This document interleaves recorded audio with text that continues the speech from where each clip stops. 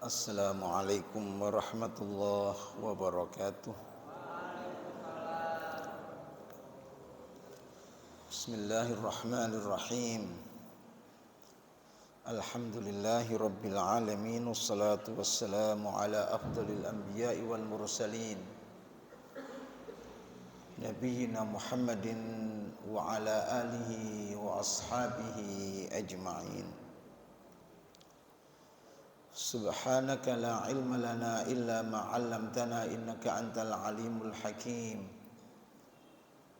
Rabbi shrah li sadri wa yassir li amri wahlul 'uqdatam min lisani yafqahu qawli.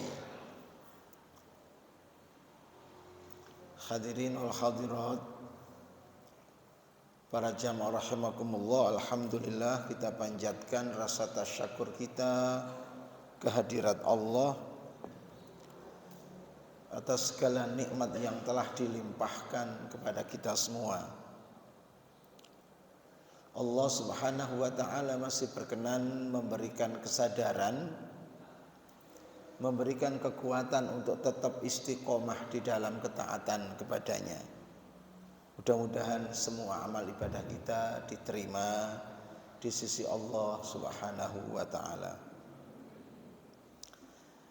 Hadirin, para ahli mengatakan bahwa tema sentral Al-Quran itu ada 3. Ada akidah, ada syariah, dan ada akhlak. Ayat-ayat yang bicara tentang keyakinan atau i'tiqad itu disebut sebagai tema akidah. Ayat-ayat yang bicara tentang hukum agama, mulai hukum perdata, hukum pidana, hukum internasional, hukum keluarga seperti waris dan wasiat, pernikahan juga disebut sebagai tema syariah. Dan yang ketiga adalah akhlak. Tema akhlak dalam Al-Quran dikemas dalam bentuk kisah-kisah umat zaman silam. Hadirin, kalau jenengan baca Al-Quran, dalam setiap surat itu mesti ada kisah. Dalam surat Al-Baqarah misalnya, mulai Adam alaihissalam masih di surga sampai turun ke bumi. Kemudian cerita tentang Nabi Nuh, Nabi Ibrahim, nabi-nabi yang lainnya, Nabi Hud, Nabi Syuaib, Nabi Musa bersama Bani Israel dan yang lain-lainnya. Sehingga dikatakan bahwa 2/3 dari Al-Quran ini isinya adalah cerita. Makanya salah satu cabang dalam ulumul Quran itu adalah Al-Qasas fil Quran. Qasas itu bentuk jamak dari qisah, artinya kisah-kisah dalam Al-Quran. Kalau kita melihat porsi yang sedemikian besarnya dari aspek akhlak ini, kita bisa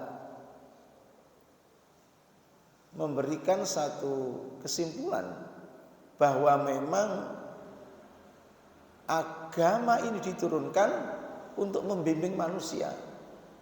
Di samping memiliki akidah yang sahih, di samping berhukum dengan hukum yang seadil-adilnya, tapi juga memiliki akhlak yang mulia. Saya kira itulah salah satu tujuan atau dari misi dari diutusnya Rasulullah SAW ketika beliau mengatakan, bu'istu liutammima makarimal akhlak, atau dalam riwayat yang lainnya, innama bu'istu liutammima sholihal akhlak, sesungguhnya aku diutus untuk menyempurnakan akhlak yang sebaik-baiknya. Hadirin, hadis Nabi SAW disepakati sebagai sumber kedua di dalam agama Islam setelah Al-Quran. Dan para ulama sepakat bahwa hadis Nabi itu memiliki sumber prinsip. Dan sumber prinsip itu adalah Al-Quran. Oleh sebab itu, style bahasa atau siyakul kalam di dalam hadis pun tidak jauh beda dengan yang ada dalam Al-Quran. Kalau di dalam Al-Quran ada perumpamaan-perumpamaan atau al-amsal, maka dalam hadis pun ada seperti itu. Ketika Al-Quran membicarakan hal-hal yang sejatinya abstrak, itu dikonkretkan supaya manusia bisa memahami dengan amsal atau perumpamaan-perumpamaan. Katakanlah ayat yang mengatakan masalul ladzina yunfiquna amwalahum fi sabilillahi kamathali habbatin ambatat sab'a sanabila fi kulli sumbulatin mi'atu habbah wallahu yudha'ifu liman yasha wallahu wasi'un alim. Itu kan bicara tentang pahala. Dan pahala itu abstrak, tidak bisa digambarkan, tidak bisa. Supaya manusia mengerti, kemudian dibikin satu perumpamaan. Perumpamaan orang yang infakkan hartanya pada jalan Allah seperti semai sebutir biji-bijian tumbuh batang. Setiap batang memunculkan 7 helai tangkai. Setiap tangkai menghasilkan 100 butir biji-bijian. Yang semula hanya 1 butir itu berkembang biak menjadi banyak, menjadi 700 butir, bahkan lebih daripada itu. Nanti dalam hadis Nabi banyak perumpamaan-perumpamaan. Nabi misalnya mengumpamakan ya orang beriman yang baca Quran dengan tidak baca Quran. Masalul mu'minina alladzina yaqra'ul Qur'an kamathali utrujah. Perumpamaan orang beriman yang baca Quran seperti buah utrujah. Rihuha thayyibun wa ta'muha thayyib. Baunya sedap, rasanya lezat. Perumpamaan orang beriman yang baca Quran. Kamathali utrujah. Seperti buah utrujah, ya enggak tahu di tempat kita apa ya kira-kira. Baunya sedap, rasanya lezat. Mungkin buah melon yang bagus itu, kalau kita bau wangi, kalau kita makan lezat, seger ya semacam gitu. Nah, rasa itu iman, bau itu amal soleh. Perumpamaan orang beriman yang baca Quran itu seperti buah utrujah yang baunya sedap, rasanya lezat. Akidahnya sahih, amalnya amal soleh. Wa mathalul mu'minina alladzina la yaqra'ul Qur'an. Perumpamaan orang beriman yang tidak membaca Quran. Kamathali tamroh, seperti buah kurma. Ta'muha khulwun la rihalaha. Rasanya manis tapi tidak ada baunya. Jangan punya kurma saebor ditaruh di dalam ruangan, tidak bau apa-apa. Tapi kalau digigit, subhanallah, manis. Semanis teh ini mungkin ya.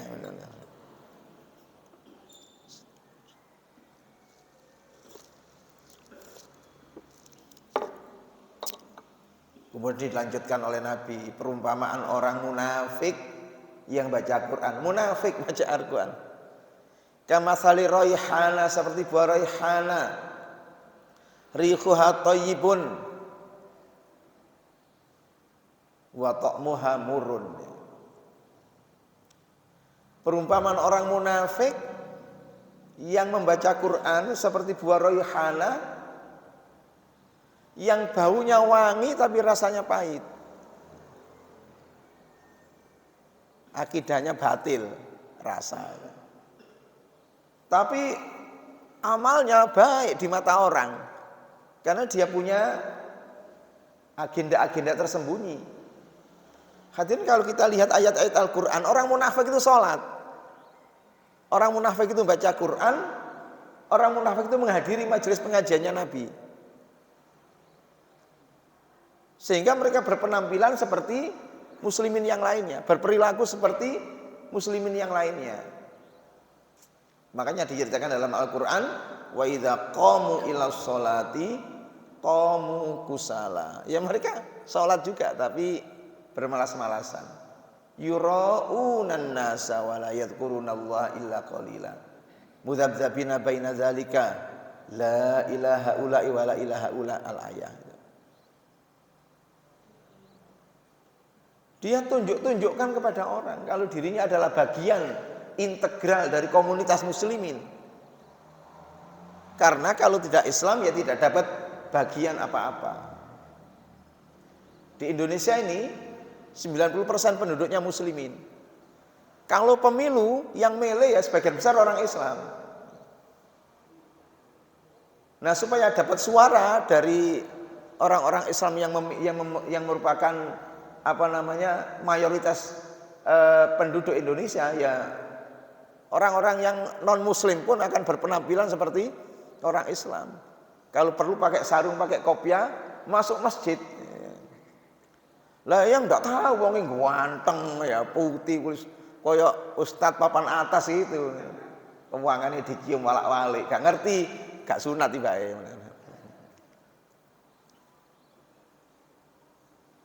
Dan masal munafiqil ladzina la yaqra'ul Qur'an kamatsalil hamdzalah. Perumpamaan orang munafik yang tidak membaca Quran, nah itu seperti buah, kalau orang Jawa bilang gutrawali. Tidak ada baunya, rasanya pahit.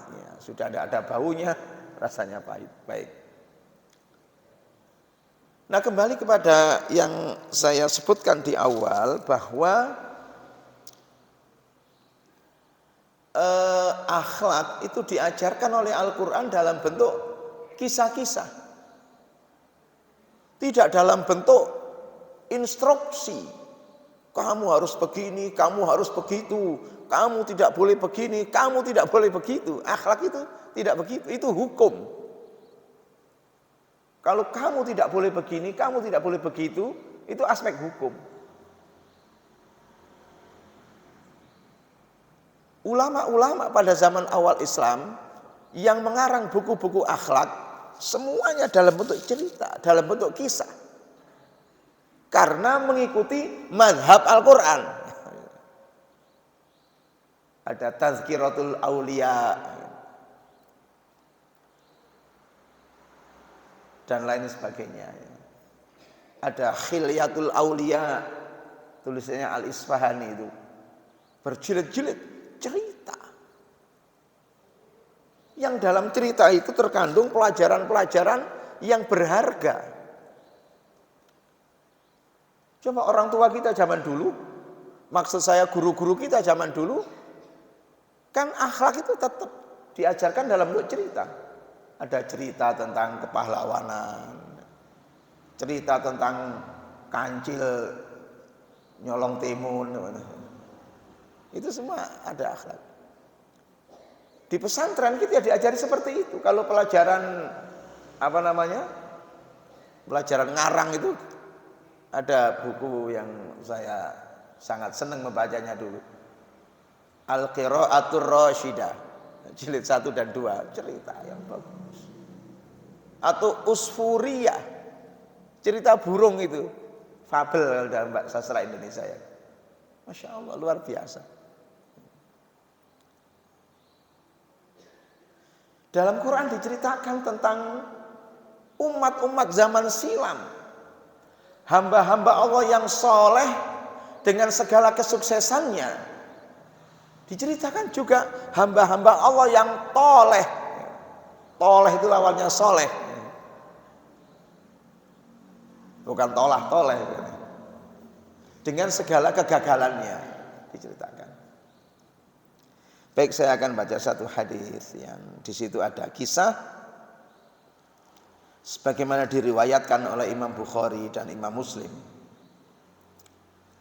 Wa an Abi Abdurrahman Abdullah bin Umar bin Al-Khattab radhiyallahu taala anhuma qala, dari Abdullah bin Umar, sami'tu Rasulullah sallallahu alaihi wasallam yaqulu in talaqa salasatu nafarin mimman kana qablakum. Nabi cerita, dulu zaman sebelum kalian, zaman sebelum Nabi kita Muhammad sallallahu alaihi wasallam, Nabi cerita di hadapan sahabatnya, dulu zaman sebelum kalian ada 3 orang keluar dari rumahnya bepergian. Hatta awahumul mabitu ila gharin, sampai ia harus berlindung di dalam satu gua, di dalam satu malam.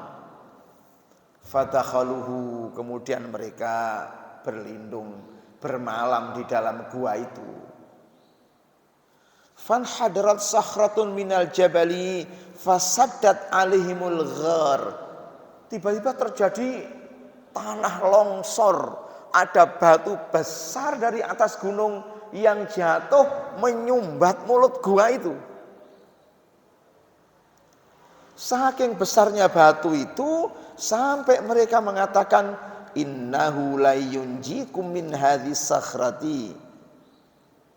Tidak ada yang bisa menyelamatkan kita dari batu besar ini. Tidak mungkin 3 orang ini kuat mendorong batu ini. Mereka terjebak di dalam gua itu.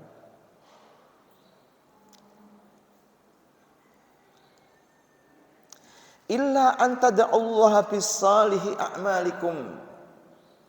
Satu-satunya jalan yang bisa kita lakukan adalah berdoa kepada Allah dengan menyebut amal soleh yang paling bisa kita andalkan di antara amal soleh kita yang lainnya.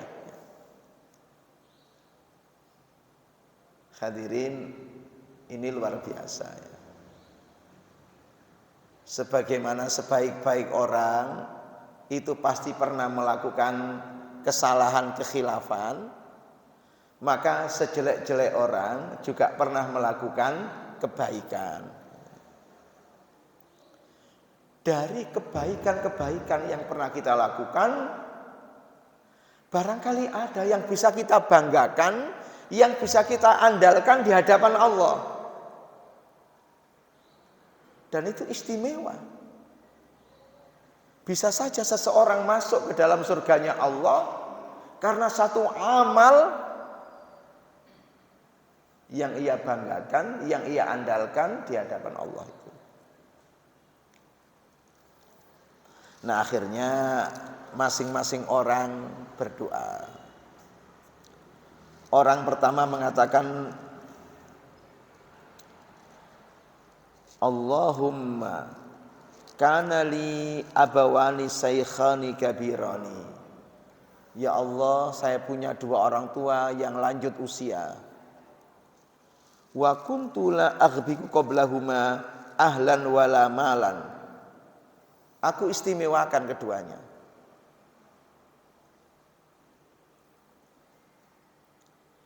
Aku tidak memberi makan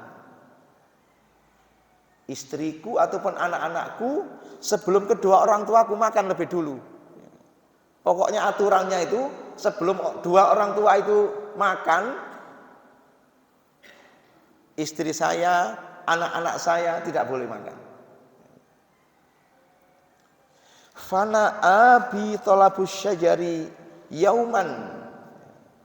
Pada suatu hari saya mencari mengembalakan ternak di hutan, dan saya terlalu jauh masuk ke dalamnya, terlampau jauh masuk ke dalam hutan.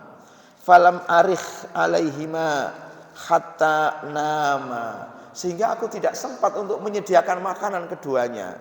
Sampai ketika saya pulang keduanya sudah tertidur. Fahalabtu lahuma ghubuqahuma, maka aku siapkan makan malamnya dengan memerah susu. Fawajadtuhuma naimaini.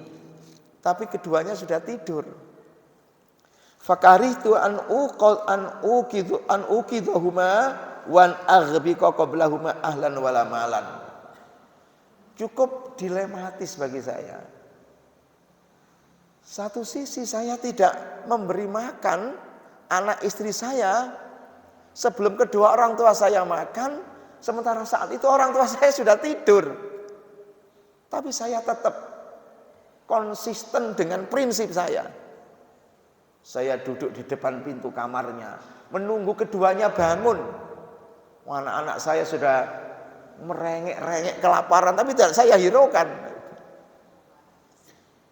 Sampai kemudian ketika keduanya bangun saat subuh, aku pun memberi makan kepada keduanya. Kemudian dia mengatakan, Allahumma in kuntu fa'altu dzalika ibtigha'a wajhika fafarrij 'anna ma nahnu fihi min hadhihi sakhrati. Ya Allah, jika yang aku lakukan itu semata-mata mengharap ridhamu, aku mohon kau geserlah batu ini. Maka batu itu pun bergeser sedikit, tapi orang belum bisa keluar dari celah yang sempit itu. Qalal akharu, berkata yang lainnya, Allahumma innahu kanat li ibnatu ammin kanat ahabun nasi ilayya.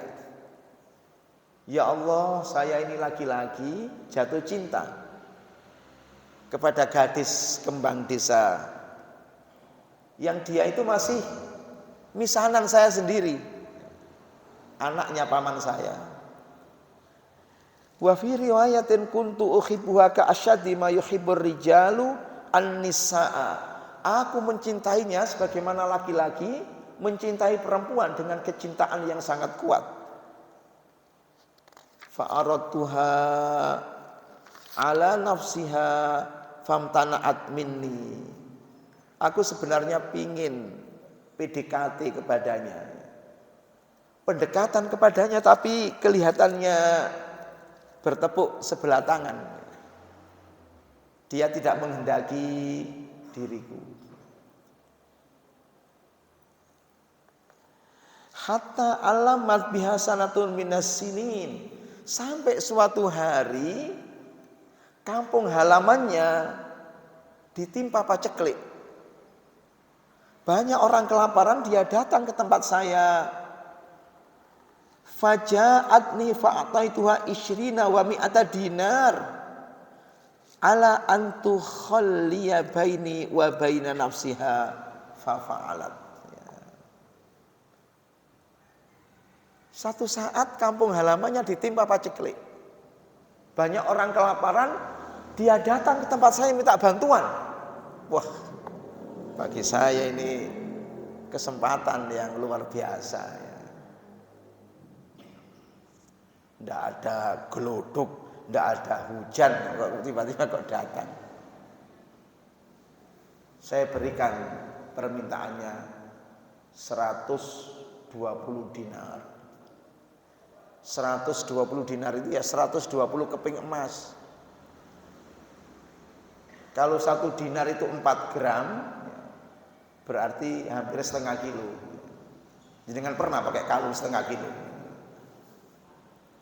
Kabotan pakai kalung setengah kilo.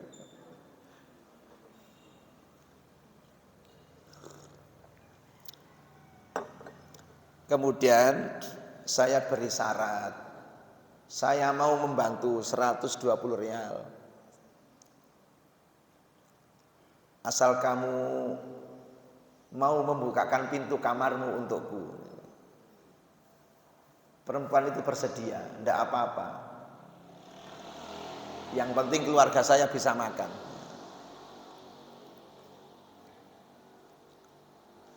Hatta idza qadartu 'alaiha wa fi riwayatin falamma qa'atu baina rijlaiha. Ketika aku sudah dekat sekali. Bahkan dalam satu riwayat aku sudah menindih kedua kakinya. Qalat ittaqillaha wala tafuddal khatama illa bihaqqihi. Dia bilang, hei laki-laki, bertakwalah kepada Allah. Jangan kau tembus cincin kecuali dengan cara yang benar, dengan cara yang halal. Maksudnya jangan melakukan hubungan badan kecuali dengan cara yang halal. Kaget saya, katanya laki-laki tadi. Dengan kata-kata itu saya terperanjat. Saya mundur, saya meninggalkan perempuan itu dan saya relakan duit 120 dinar itu saya relakan. Ya Allah, jika yang saya lakukan itu adalah satu amal soleh yang benar-benar mengharap ridho-Mu, saya mohon kepadamu untuk menggeser batu ini. Batu itu akhirnya bergeser sedikit.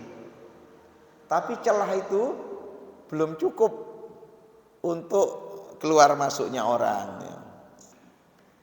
Kemudian orang yang ketiga berdoa, Allahumma istajartu ujaro'a wa a'taituhum ajrohum. Ya Allah, saya punya proyek dan saya menyuruh sekian banyak orang untuk bekerja di proyek saya. Ketika proyek selesai, semuanya saya kasih gaji. Ghaira rajulin wahidin tarakal ladzi lahu wa dhahaba. Kecuali satu orang yang tidak mengambil gajinya langsung pergi. Fasamartu ajrahu hatta kasurat minhul anwal.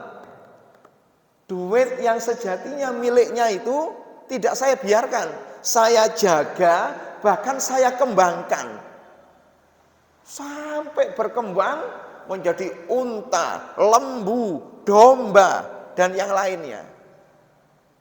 Beberapa tahun kemudian orang itu datang mengatakan, ya Abdullah, ati ilayya ajri.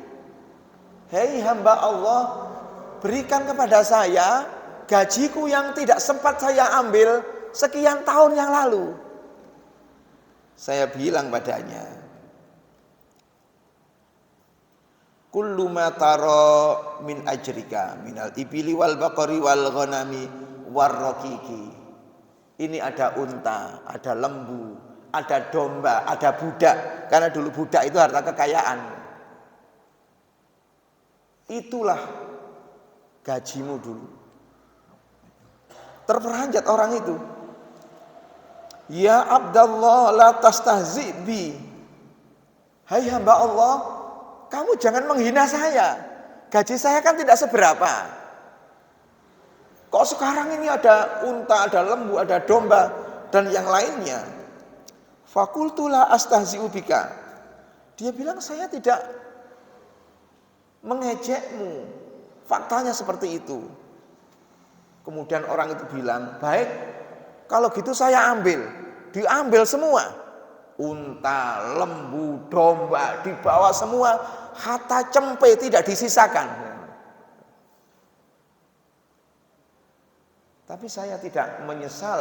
Karena saya sudah mengatakan, apa yang kau lihat adalah milikmu.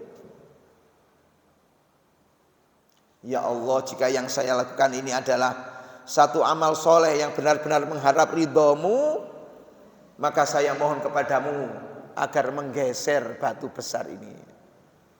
Akhirnya batu itu bergeser dan 3 orang itu kharaju yamshuna, keluar dari gua itu dan melanjutkan perjalanannya. Hadis sahih muttafaqun alaih. Hadirin, inilah yang tadi kami sebutkan sebagai kisah umat zaman silam yang di dalamnya mengandung pelajaran-pelajaran akhlak. Para ulama menjelaskan paling tidak ada 4 pelajaran yang bisa kita ambil. Yang pertama, bahwa tentu di dalam hidup ini kita pernah melakukan kebaikan-kebaikan. Di samping pernah juga melakukan kejelekan-kejelekan. Karena sebaik-baik orang dia tetap manusia yang pernah khilaf, pernah salah.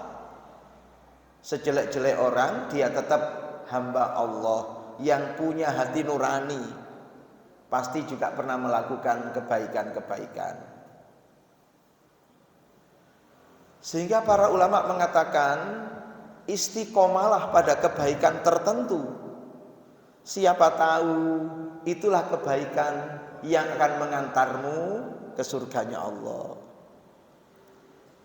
Nah, kisah tadi itu ada orang yang istiqomah dengan 3 perbuatan yang utama. Yang pertama adalah birrul walidain, berbakti pada 2 orang tua, apapun bentuknya. Yang kedua adalah iffah, menjaga kehormatan diri, menjaga kesucian diri. Dan yang ketiga adalah amanah. Hadirin, Nabi SAW pernah mengatakan bahwa dosa besar itu banyak macamnya. Tapi di antara macam-macam dosa besar itu ada yang paling besar. Dalam sebuah hadis yang diriwayatkan oleh Imam Muslim, beliau mengatakan, ala unabbiukum bi akbaril kabair. Maukah kalian aku kasih berita tentang dosa besar yang paling besar? Tentang dosa besar yang paling besar. Qalu bala ya Rasulullah. Para sahabat mengatakan tentu saja kami bersedia. Qala al-isyraku billah wa uququl walidain wa syahadatuz zur. Nabi mengatakan pertama syirik kepada Allah, kedua durhaka pada orang tua, dan ketiga saksi palsu. Hati-hati Pak, saksi palsu itu termasuk dosa besar yang paling besar. Bilang melihat padahal tidak melihat, bilang tidak melihat padahal melihat. Gara-gara saksi palsu orang bersalah bisa bebas, atau orang tidak bersalah bisa masuk penjara. Makanya saksi palsu termasuk dosa besar yang paling besar. Yang kedua tadi iffah, menjaga kehormatan diri. Dalam Quran diceritakan ada yang lebih dahsyat dari ini. Cerita tentang Nabi Yusuf alaihissalam. Kalau yang diceritakan dalam hadis ini bertepuk sebelah tangan. Laki-laki yang berhasrat, tapi perempuannya tidak berhasrat. Tapi Nabi Yusuf itu perempuannya yang berhasrat. Bahkan pada akhirnya Nabi Yusuf juga berhasrat. Ayatnya mengatakan walaqad hammat bihi wa hammat biha, kan gitu. Tapi Nabi Yusuf mengatakan ketika si perempuan bilang hai talak, itulah kemarilah hai Yusuf, qala ma'azallah. Yusuf mengatakan aku berlindung kepada Allah. Jadi iffah itu memang luar biasa. Yang ketiga adalah amanah. Hadirin, Nabi pernah mengatakan idza dhuyi'atil amanatu fantadhiris sya'ah. Apabila amanah disia-siakan, ya tunggulah kehancuran. Pada sekup apapun, pada lembaga apapun, kalau personil-personil yang menjadi pengurusnya itu tidak amanah, maka lembaga itu pasti hancur. Tidak usah negara ataupun institusi besar yang lainnya.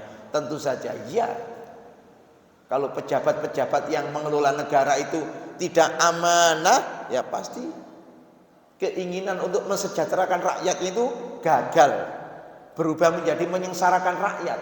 Seandainya pejabat-pejabat yang mengelola negara itu adalah tidak amanah, khianat,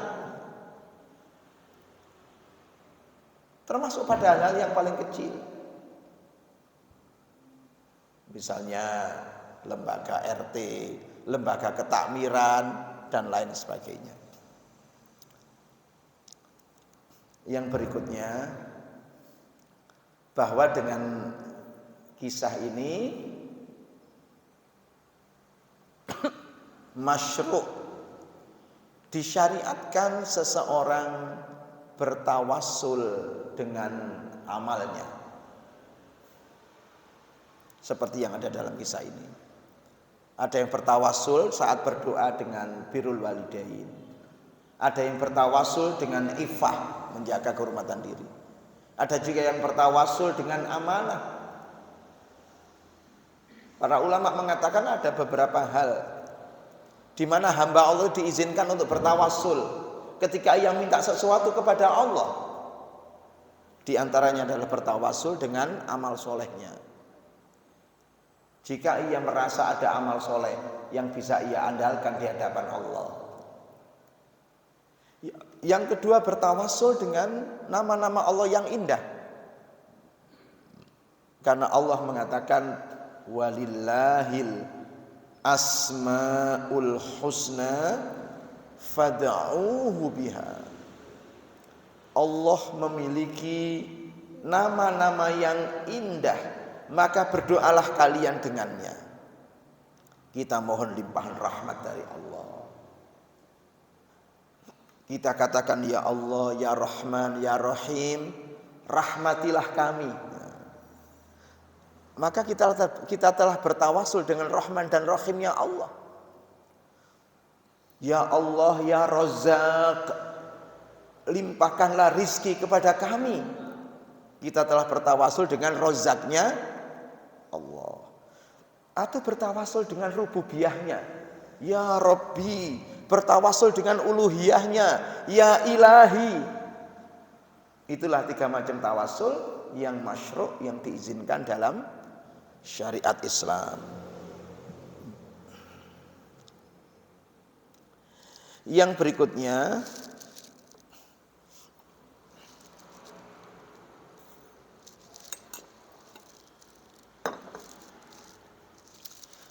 hadirin, para ulama menjelaskan bahwa hal-hal yang diceritakan dalam hadis ini ternyata memiliki kekuatan yang dahsyat di dalam menyelesaikan problem-problem yang melilit kehidupan manusia. Bahkan problem yang paling sulit pun. Karena saat itu ia terjebak di dalam gua. Guanya disumbat oleh batu yang besar yang tidak mungkin 3 orang itu bisa menyelesaikan problem itu. Apalagi problem-problem yang lebih kecil. Sehingga disimpulkan seperti itu. Bahwa kalau kita birrul walidain, kalau kita iffah, menjaga kehormatan diri, kalau kita amanah, maka kita dimasukkan oleh Allah ke dalam jaringan orang-orang yang bertakwa, dan oleh karena itu kita akan diberi jalan oleh Allah untuk problem-problem kehidupan yang melilit diri kita. Sebagaimana janjinya di dalam Al-Quran. Wa may yattaqillaha yaj'al lahu makhraja wa yarzuqhu min haitsu la yahtasib. Wa may yattaqillaha yaj'al lahu makhrajan wa yarzuqhu min haitsu la yahtasib. Barang siapa yang bertakwa kepada Allah, niscaya Allah akan memberikan jalan keluar padanya dan memberi rizki dari jalan yang ia tidak menyangkanya. Hadirin, saya kira itulah pelajaran yang bisa kita ambil dari kisah 3 orang yang terjebak di dalam gua yang diceritakan oleh Nabi kita Muhammad sallallahu alaihi wasallam kepada umatnya. Mudah-mudahan yang kami sampaikan ini bermanfaat. Mohon maaf apabila ada kelebihan ataupun kekurangan. Apabila ada salah kata atau kalimat-kalimat yang tidak berkenan, aqulu qouli hadza wa astaghfirullahaladzim li wa lakum. Assalamualaikum warahmatullahi wabarakatuh. Mohon maaf saya langsung saja karena ada acara di tempat lain.